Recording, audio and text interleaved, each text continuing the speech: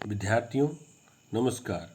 मैं doctor Mahendra Kumar Meena, assistant professor Sanskrit G K. Govani government college Bhinmal. विद्यार्थियों, महाकवि भारवी विरचित महाकाव्य किरातार्जुनीयम के प्रथम सर्ग से प्रथम 5 श्लोकों का अध्ययन अब तक हम कर चुके हैं। अगले 5 श्लोकों का अध्ययन इस वीडियो में आज हम करेंगे। विद्यार्थियों, अब तक हमने प्रथम सर्ग के प्रथम 5 श्लोकों के माध्यम से यह जाना कि वनेचर महाराज युधिष्ठिर के समक्ष हस्तिनापुर से दुर्योधन की राजसत्ता विषयक जानकारी प्राप्त करके वन को वापस लौट चुका है और वह महाराज युधिष्ठिर को संपूर्ण वृत्तांत बताने के लिए उनके समक्ष उपस्थित होता है। इस श्लोक में हम जानेंगे कि वनेचर जो कि एक जंगल में रहने वाला व्यक्ति है, वह महाराज युधिष्ठिर के द्वारा हस्तिनापुर का समस्त वृत्तांत जानने के लिए नियुक्त किया गया है और वह गूढ़ नीति जो न्याय की नीति है उसे किस प्रकार प्राप्त करता है। तो अपने बुद्धि कौशल को तिरोहित करते हुए वह कहता है कि हे महाराज युधिष्ठिर, यह आपका ही प्रताप है कि मैं दुर्योधन की प्रजा विषयक नीति को जान पाया हूँ, क्योंकि निसर्ग दुर्बोधम अबोध विक्लवा क्व भूपतीनां चरितं क्व जन्तवः तवानुभावो अयम अवेदी यन्मया निगूढ़ तत्त्वं नैवर्त्म विदिशाम्। निसर्ग दुर्बोधम बोध विक्लवः क्व भूपतीनां चरितं क्व जन्तवः तवानुभावो अयं वेदी यन्मया निगूढ़ तत्त्वं नैवर्त्म विदिशाम्। निसर्ग दुर्बोधम, स्वभाव से ही कठिनाई से जाना जा सकने वाला, भूपति नाम राजाओं का, चरितम चरित्र, क्व कहाँ, और अबोध विक्लवा अज्ञान से विमूढ़, जंतवा क्षुद्र प्राणी, क्व कहाँ, तब आपके अयम यह अनुभाव प्रभाव यत कि मया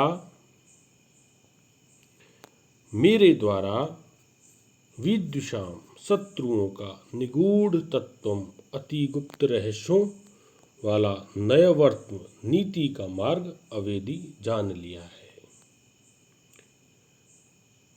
यहाँ वनेचर कह रहा है कि स्वभाव से ही समझ में नहीं आने वाला राजा लोगों का चरित्र तो एक तरफ कहाँ, और अज्ञान के कारण मूर्ख बने हुए मुझ जैसे प्राणी का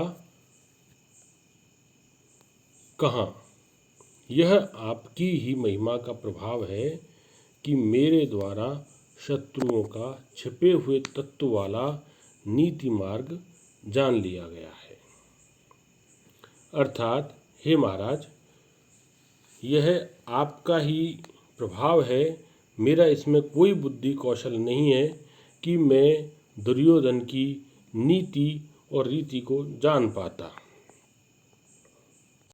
अब वनेचर दुर्योधन के मन में क्या चल रहा है वह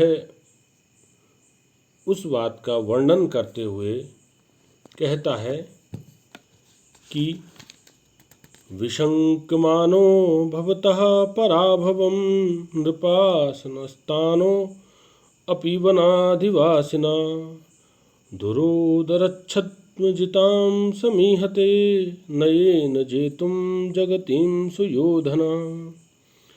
विशङ्कमानो भवतः पराभवं नृपासनस्थो अपि वनाधिवासिनः। दुरोदर्छद्म जितां समीहते नयेन जेतुं जगतीं सुयोधन। सुयोधना, जो दुर्योधन है वह नृपासनस्थ राज सिंहासन पर बैठा हुआ, अपि भी वनाधिवासिना, आप वन में रहने वाले, भवतः आपसे, पराभवम पराजय की, विशंकमान आशंका करता हुआ, दुरोदर छद्म जिताम जुए के छल से जीती हुई, जगतीम पृथ्वी को, नयेन नीति से जेतुम जीतना समीहते चाहता है। अर्थात हे महाराज, अब वह जो दुर्योधन है उसके मन में यह इच्छा है कि उसने जो हस्तिनापुर का साम्राज्य है जो कि जुए में आपसे जीता है, अब वह उसे नीति मार्ग से जीतना चाहता है। अर्थात वह प्रजा के मन में अपने प्रति प्रेम और स्नेह जो आपके प्रति प्रजा का है वह उत्पन्न करना चाहता है। और दुर्योधन किस तरह की नीति से पृथ्वी को जीतना चाहता है, इस श्लोक में दुर्योधन की जो नीति है उसको बताते हुए वनेचर कहता है, तथापि जिह्ना सभवज्जिगीषया तनोति शुभ्रं गुणसम्पदायशः समुन्नयन् भूतिम् अनार्यसंगमात् वरं विरोधो अपि समं महात्मभिः। अर्थात कि वह कपटी दुर्योधन आपको जीतने की इच्छा से दया, दाक्षिण्य आदि गुण संपत्ति के द्वारा अपना निर्मल यश ही फैला रहा है, क्योंकि अपनी संपत्ति की वृद्धि के लिए, अपना यश फैलाने के लिए दुर्जन पुरुषों की संगति की अपेक्षा सज्जन महात्माओं के साथ शत्रुता करना भी कुछ अच्छा ही है।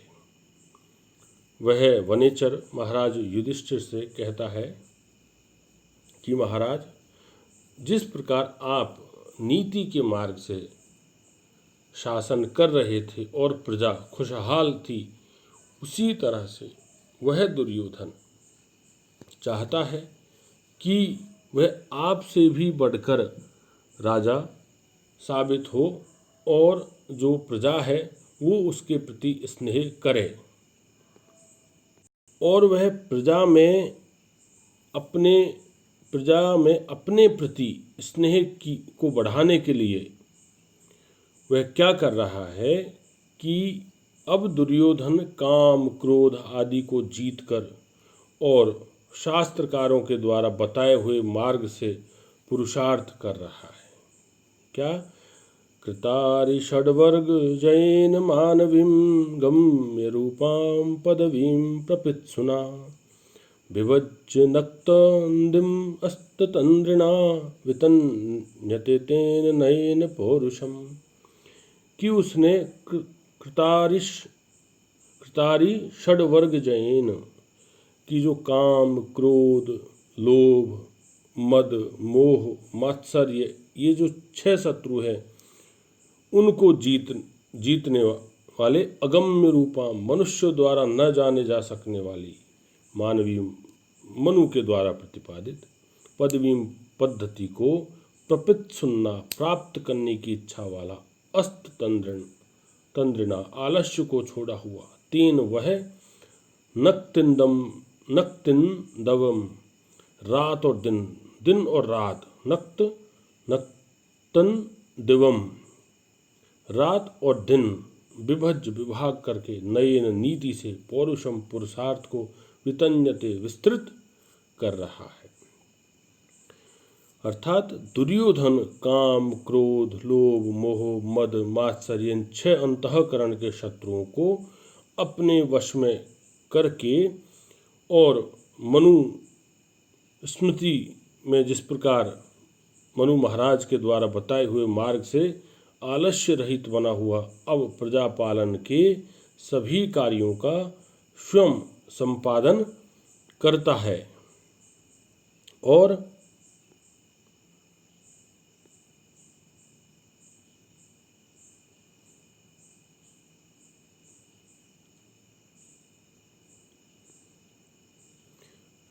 सभी कार्य एक साथ संपन्न नहीं किए जा सकते, अतः वह दिन में करने योग्य और रात्रि में करने योग्य कार्यों का विभाग करके नीति पूर्वक उद्योग कर रहा है।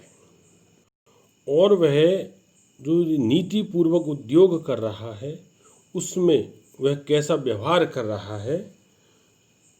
सखी निव प्रीति युजो अनुजीविना, सखी निव प्रीति युजो अनुजीविना, समान मानान सुहृदश्च बंधुभिः संततम दर्शयेत गतस्मयः कृताधिपत्याम इव साधु बंधुताम।